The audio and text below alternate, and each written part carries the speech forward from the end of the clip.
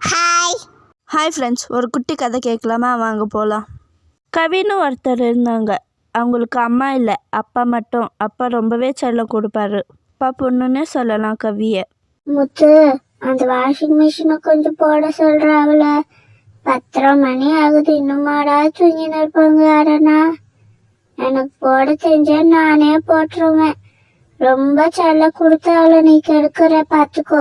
இப்பவே சொல்றேன், போற வீட்டுல எப்படி அவ வாழ்றது? இப்படி எல்லாம் பண்ணா? அதெல்லாம் ஒன்றும் ஆகாதுமா. என் பொண்ணு நல்லா வாழ்வா. நான் போட சொல்றேன், இருங்க, நீங்க ஒன்றும் கவலைப்படாதீங்க. வர பாடு, நீயே சொல்லு போடணும். நான் சொன்னா அவ கேட்கவே மாட்டா. ஏன் கவி, அந்த வாஷிங் மிஷினை போடுறது தானடா. ஒரு 7 மணிக்குனா எந்திரிச்சுக்கோடா.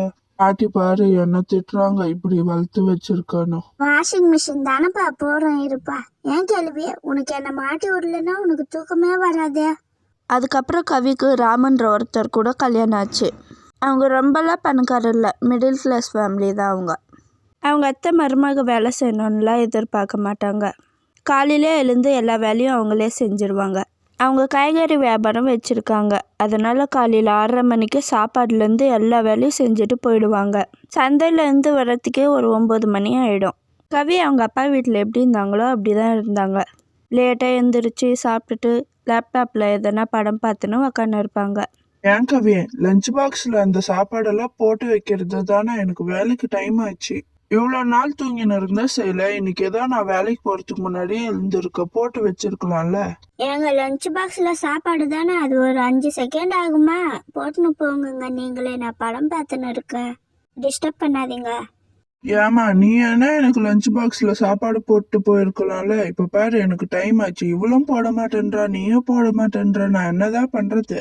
ஏண்டா, நானே இப்பதான் கடையில இருந்து வரேன். அங்க ஒருத்தன் காசு கொடுக்காம பிரச்சனை பண்ணின்னு இருக்கான்னு டென்ஷன்ல இருக்கேன். இங்க நீங்க வேற என்ன சமைச்சுதான் வைக்கிறேன்னா உங்களுக்கு ஊட்டி விட்டு பாக்ஸ்ல போட்டு விட்டு அனுப்புறதெல்லாம் என் வேலையாடா? இவ்வளவு நாள் தான் பண்ணேன். இப்பதான் உன் பொண்டாட்டி இருக்கால, அவ போட சொல்ல.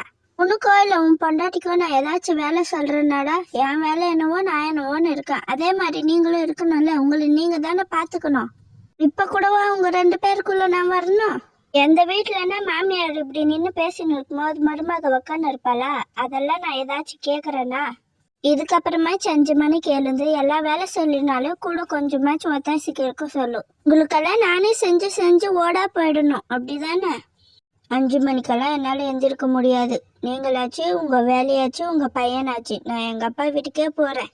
நான் எந்த வேலையும் செய்ய மாட்டேன்னு தெரிஞ்சுதானே கல்யாணம் பண்ணீங்க. அப்புறம் என்ன?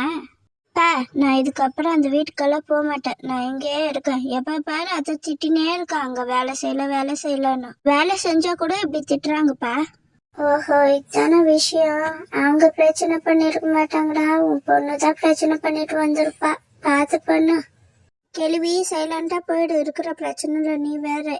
உனக்கு என்னடா, உன் அத்தை தானே பிரச்சனை. அவங்கள பேசாம கொண்டு இல்லாம நம்ம. நான் ஒரு பவுடர் தரேன், அது 1 ஸ்பூன் காஃபில போட்டு டெய்லி கொடு. 1 மாசத்துக்கு அப்புறம் அவங்க இறந்துடுவாங்க. 1 மாசம் வரையும் அப்ப நாங்க தான் இருக்கணுமா? ஆனா இது தப்பு இல்லையாப்பா? உன் சந்தோஷம் தாமா எனக்கு முக்கியம். இந்த 1 மாசம் சீக்கிரம் காலையில 5 மணிக்கெல்லாம் எழுந்து அவங்க கூட வேலை செஞ்சுனா நல்லா அன்பாயிருமா. அப்பதான் உன் மேல டவுட் வராது உங்களுக்கு. எந்த சண்டையும் போடாத. சண்டை வந்தாலும் நீ பொறுத்துன்னு போ. வா, நான் போய் உன் அத்தை வீட்டுல விட்டுட்டு வரவுன்ன. பொண்ணு மேலே டவுட் வந்துடக்கூடாதுன்னு பொண்ணை விட்டு வந்துடலான்னு போனாங்க. ஐயோ வாங்க சம்மந்தி, உக்காருங்க. காஃபி எடுத்துன்னு வர, கொஞ்ச நேரம் உக்காருங்க.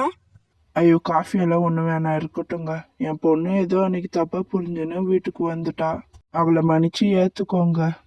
அம்மா இல்லாத பொண்ணு, ரொம்ப செல்லம் கொடுத்து வளர்த்துட்டேன். அவளுக்கு ஏதாவது தெரியலன்னா நீங்க அம்மா ஸ்தானத்துல இருந்து கொஞ்சம் சொல்லித்தாங்க. உங்க பொண்ணு மேல மட்டும் தப்பு இல்லைங்க, அன்னைக்கு என் மேலயும் தப்பு தான். கடை பிரச்சனை கடையோட விட்டு வந்திருக்கணும். அந்த கோவத்தை எடுத்துன்னு வந்து என் பையன் மேலேயும் மருமக மேலேயும் காமிச்சது என் தப்பு தாங்க. அவங்க அப்பாவும் வீட்டில் விட்டு போயிட்டாங்க. எல்லா வேலையும் மருமக கரெக்டாக அவங்க அப்பா சொன்ன மாதிரி செஞ்சாங்க. கரெக்டாக 5 மணிக்கு எழுந்தாங்க. அவங்க அப்பா கொடுத்த மருந்தையும் டெய்லி 1 ஸ்பூன் காஃபியில் போட்டு அவங்க அத்தைக்கு கொடுத்தாங்க. நீ உக்காந்து பாருடா, நான் எப்படி சமைக்கிறேன்னு. அடுத்த வாட்டி நீ சமைப்ப, இப்போ உக்காந்துக்கோ. நான் ஒரு வேலை செய்யாம இருந்தப்பையும் நம்மள அத்தை இப்படிதான் ட்ரீட் பண்ணாங்க. இப்ப எல்லா வேலை செய்யறேன், இப்பயும் அதே மாதிரிதான் ட்ரீட் பண்றாங்க. அவங்க எப்பயும் போலதான் இருக்காங்க. நான் தான் அப்போ வேற மாதிரியும் இப்ப நடிச்சுன்னு இருக்கேன். அவங்க என்கிட்ட பாசமாக தான் இருக்காங்க. நான் தான் தப்பாக இருந்திருக்கேன் போல. அத்தை எப்பவுமே என்கிட்ட ஒரே மாதிரி தான் இருக்காங்க. நான் வேற அந்த மருந்தை டெய்லி வேற போட்டு கொடுத்துன்னு இருக்கேன். நம்ம இன்னையோட அந்த மருந்தை நிப்பாட்டிடலாம்டாப்பா. அப்பா கிட்ட போய் அதுக்கு ஏதாவது தீர்வு இருக்கான்னு கேட்போம். பாவம் அத்தை, அவங்களுக்கு ஏதாவது ஆயிடுமோன்னு பயமா இருக்கே. ஏன்பா, நான் ஏதாவது சின்ன பொண்ணு ஏதாவது தெரியாம புத்தி இல்லாம இப்படி பண்ணிட்டேன். நான் வந்து சொல்லும் போது நீ ஏன்னா எனக்கு புத்திமதி சொல்லி அனுப்பிச்சிருக்க வேணாமாப்பா. பாவம்ப்பா அத்தை, நான் வேற அந்த மருந்து போட்டு கொடுத்துன்னு இருக்கேன். அதுக்கு ஏதாவது தீர்வு இருக்காப்பா? அவங்கள காப்பாத்திடலாம்ப்பா. என்ன விளையாடுறியா மணி? அதெல்லாம் இல்ல, கொடுத்தது தான். இப்பவே அவங்க உடம்புக்குள்ள எவ்வளவு பிரச்சனை உருவாயிருக்கோ தெரியல. இதுக்கப்புறம் மயக்கமா வரும் அவங்களுக்கு. பா அப்படியெல்லாம் சொல்லாதப்பா, நான் உன்னை கெஞ்சி கேட்குறேன்ப்பா. வாப்பா, இதெல்லாம் உங்ககிட்ட சொல்லி எப்படின்னா ஹாஸ்பிட்டலுக்கு கூட்டின்னு போய் சரி பண்ணிடலாம்ப்பா, ப்ளீஸ்ப்பா. உன்னை எப்படி வலிக்கு வர வச்சும் பாத்தியா? நீ எனக்காவது இந்த மாதிரி வந்து கேட்பன்னு எனக்கு தெரியும். நான் கொடுத்தது விஷ மருந்தே இல்ல. ஃபர்ஸ்ட் சர்க்கரையா பவுடர் பண்ணி ஒரு டப்பால போட்டு கொடுத்தேன். அதை தான் நீ காஃபில ஒரு ஸ்பூன் போட்டு கொடுத்துன்னு இருக்க. உன் அத்தை குடும்பம் ரொம்பவே நல்ல குடும்பம். அதனாலதான் அவங்க ஏழையா இருந்தா கூட பரவாயில்லன்னு உன்னை அங்க கொடுத்தேன் நானு. நீ இப்பயாச்சும் உங்க அத்தைய பத்தி நல்லா புரிஞ்சுக்கினி, அது போதும் எனக்கு. போய் வாழ்க்கையை என்ஜாய் பண்ணி சந்தோஷமா வாழுடா, போடா. இதை கேட்டது கவிக்கு ரொம்பவே சந்தோஷமாக இருந்துச்சு. அவங்க குடும்பத்தோடு ரொம்ப சந்தோஷமாக வாழ்ந்தாங்க. எல்லார் குடும்பத்துலேயும் பிரச்சனை இருக்க தான் செய்யும். முடிஞ்ச அளவுக்கு கடந்து போக பாருங்கள். இந்த வீடியோ எப்படி இருந்துச்சுன்னு மறக்காமல் கமெண்ட்டில் சொல்லுங்கள் ஃப்ரெண்ட்ஸ். மாமியார் கொடுமைகள் பார்ட் 3 வேணுமான்னு கமெண்ட்டில் சொல்லுங்கள். அடுத்த வீடியோவில் பார்ப்போம். பாய்.